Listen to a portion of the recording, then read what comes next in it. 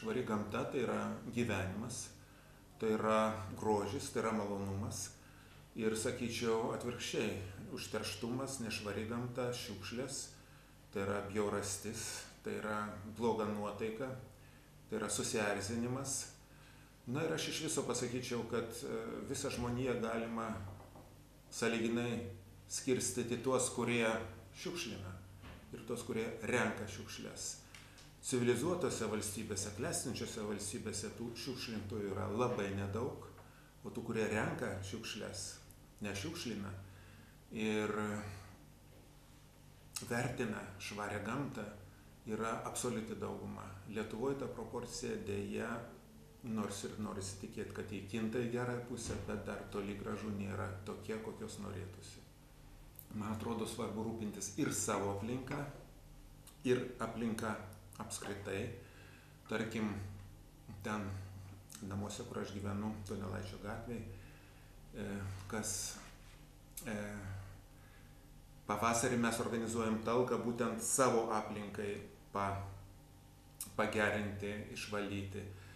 Bet nemažiau svarbu jausti, kad tas senas šūkis, kai aš buvau jūsų amžiaus, buvo labai populiarus: gamta mūsų visų namai. Vieną kartą prisimenu, rudenį vėlų, jau lapkričio mėnesį, einu aš Palangoj, ten jau tarp Šventosios ir Palangos, žiūriu, sportinę formą apsirengęs vyriškis, pusiau bėga ir renka šiukšles. Na, aš sakau, va kaip šauniai dirba Palangos savivaldybė. Sako, čia jokia savivaldybė, čia jį nieko dėta. Sako, aš čia gyvenu netoliese ir aš bėgioju iš ryto. Na ir sako, vieną rytą aš kažkaip tai pagalvojau, kad iš kur čia tiek daug šiukšlių ir nieks jų nerenka.